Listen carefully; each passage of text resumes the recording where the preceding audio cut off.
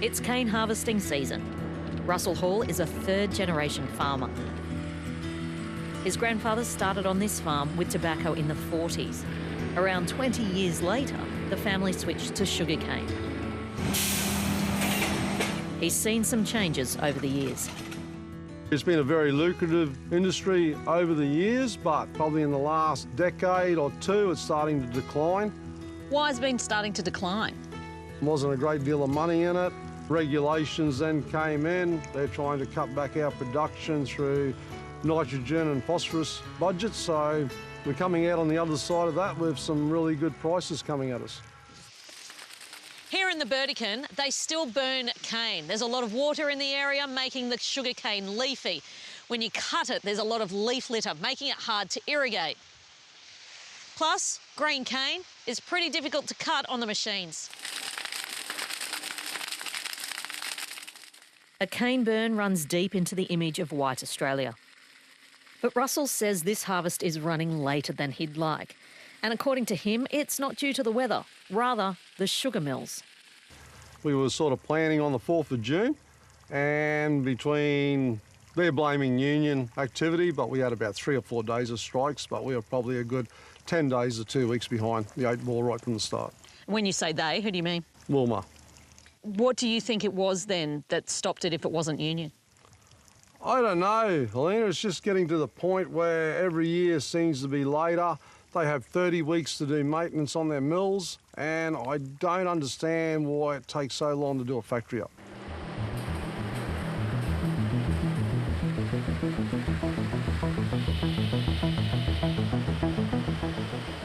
Wilmar Sugar is Australia's largest manufacturer and marketer of raw and refined sugar products.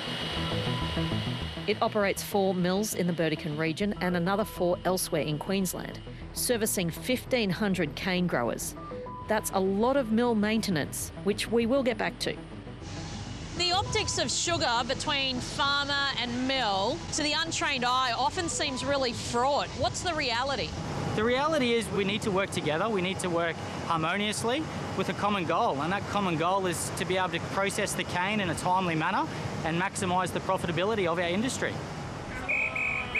Industrial action halted milling in the Burdekin region since May. After 18 months of enterprise agreement negotiations, both parties accepted a Fair Work Commission offer in July to help try and end their dispute. At the moment, we are working through our union negotiation process, and I won't go into the detail about that. But what we are here to do is to be able to offer our employees a fair and reasonable outcome, but we've got to make sure that the industry remains sustainable in the long term. He says that reasons for milling delays haven't been obvious to growers. I think the division comes from miscommunication at times and probably a misunderstanding of the critical role that we all play. Everyone's got a key part in the chain and we all rely on one another to do that part. And I think at times we don't understand each other well enough and how our actions and behaviours can influence the whole industry as a whole.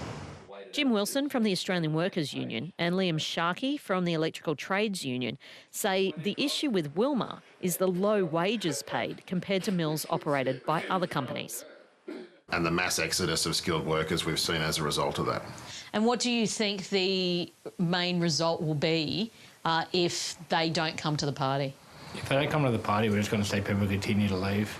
I mean, the real risk that the mills are facing is experienced staff that have been there for long periods of time. We've got members that are working in the Wilmar mills that have been there for a long period of time that are getting paid between $10 and $15 an hour below industry standard rates. At time of broadcast, there still hasn't been a resolution. This week, Wilmar has put a new offer out to vote for their workers. And unions are speaking with their members to see if they will accept. Our members were really clear with us they wanted to see this resolved before the crush starts. Once there's disruption to the crush, that causes issues for the community. Our members live in the sugar communities. Unfortunately, we haven't been able to get that resolution, and the only avenue for our members is to continue with the industrial action, along with this assisted bargaining, and hopefully we can get something resolved. The troubles aren't regional or company specific. Right through the industry, growers have issues with mill operations. 3.5 hours drive south, near Mackay, Brooke Roebuck is learning the ropes of cane growing from her dad, as he did before her. This cane, Brooke, on this part of the farm looks spectacular. It must be right for harvesting, right? Yeah, so this is actually a really good paddock to show the comparison of when the cane was crushed and cut at the same time. So this cane here was cut at the right time last year, hence the significant height and ripeness, so it's ready to be cut now. But down here, you can see the obvious difference. This cane down here in this paddock was cut at a later date and practically too late for the season. So you can really see how it's affected the growth of the cane. So that'll just be a big effect on next year's yield and profitability for us. And why was it cut so late compared to this field here? So I think it's just a mixture of things between the poor milling supply and machinery at the mills and just wet weather as well. So a mix of both, but yeah, so this is the result, what you get when things just don't really work perfectly. And is that a common occurrence? In the last few years, yes, but hopefully looking forward we can get away from that, but currently this is what we are left with a little bit every year. Brooke, as a young woman in a mainly male-dominated industry, is an unfamiliar face in sugarcane farming. I was, a little bit embarrassed, but, like I've done this for a long time. I'm not no stranger to a farm. And I don't know, I felt a little bit of imposter syndrome when I first started being a woman in the industry, but I think the longer that I've done this, the thicker my skin's got, and I don't really care what people have to say anymore. She says to be a decent cane farmer, there's one trait you need more than most. Patience. A lot of patience. You get a few kicks in the guts every now and then, but, we've just got to try and soldier on and keep our head up and hope for the best. But Russell Hall's patience is wearing thin. He and a small group of other growers dissatisfied with harvest delays due to issues at the mill and labour shortages on farm have split from the peak representative body, cane growers. They've created a new industry group called QCAR, or Queensland Cane, Agricultural and Renewables. You're with AgForce, which is aligned with this new body, QCAR, but cane growers is the main industry body. Why are there so many different industry bodies? I think it's human nature to think that someone can do a better job, whether you do or you don't. A lot of people previous to me have beat their head up against a brick for a long time. So I've just started that journey in the last 4 years. But we always think that we can do better than the next person beside us. So how does it work with all these different bodies? Very difficult. The government doesn't really know who to go to. They go to cane growers. They are the peak body at the present time. We're trying to sort of break down barriers and bring a different approach to the sugar industry.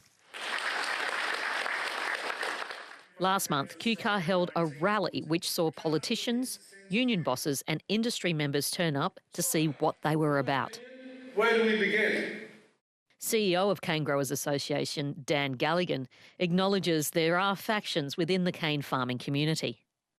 It can sometimes seem like a lot of tension between particularly farmers and mills, and there's sometimes different districts and different relationships on growers, there's no doubt about that. But all the work we've done with all our members are saying, look, let's resolve these issues as an industry, let's come together with the milling and the growing sector and our marketers and our exporters and our traders and our customers. So the solutions are absolutely about working together as a supply chain. And look, there'll be differences, there'll be some tensions, and often it's around the seasonality of the crush and the tensions around those. John Board is a cane farmer and harvest contractor. He's less concerned about factions and more worried about the effect the milling factory's performances was having on communities. The whole towns are suffering due to mill performance, whether it be we're starting too late in June and we're dragging on way too late into December. And the headlines that you read in the media are not relaying this to the public. Wilmar's James Wallace says factories are having issues across the country and maintenance is an expensive part of the running costs. Operating a mill is an expensive task. This year alone, Wilmar Sugar and Renewables is going to invest over $250 million back into our factories, and that's only capital and maintenance costs. Operating the factories is on top of that.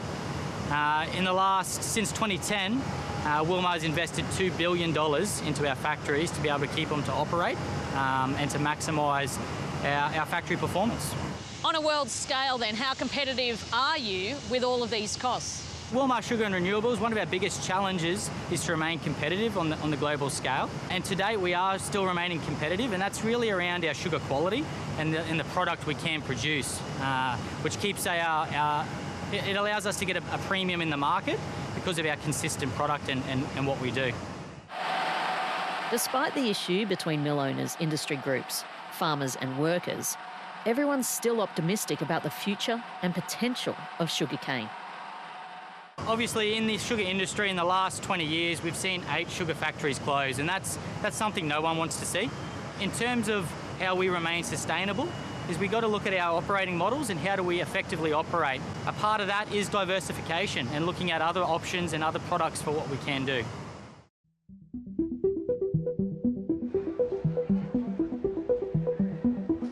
Far from the fire of the cane fields in head offices in Brisbane, the Suits have big plans for sugarcane.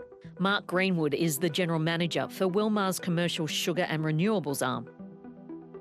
A lot of people probably think of us as a sugar company, and that's where a lot of our revenue comes from, but we have many other products. So we also produce renewable electricity, so we export electricity to the grid.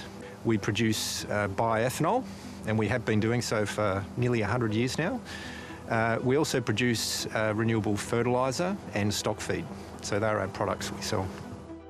The company produces 60 million litres of E10 bioethanol a year from its Serena distillery in central Queensland. But it's sustainable aviation fuel, or SAFs, that the company is focusing on beyond 2030. Currently, Brazil is making it from tallow from cattle or used cooking oil, and that is the cheapest source of supply, but also produces it from sugar-sourced ethanol.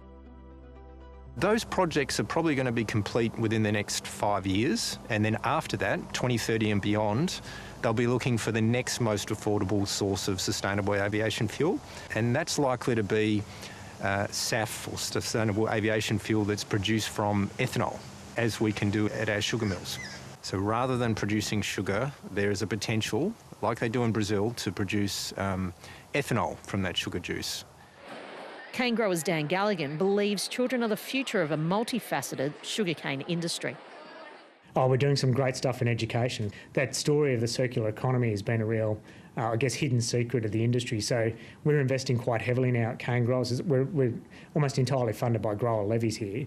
But the industry has really said, let's get into schools. We're working with the Primary Industries Education Foundation.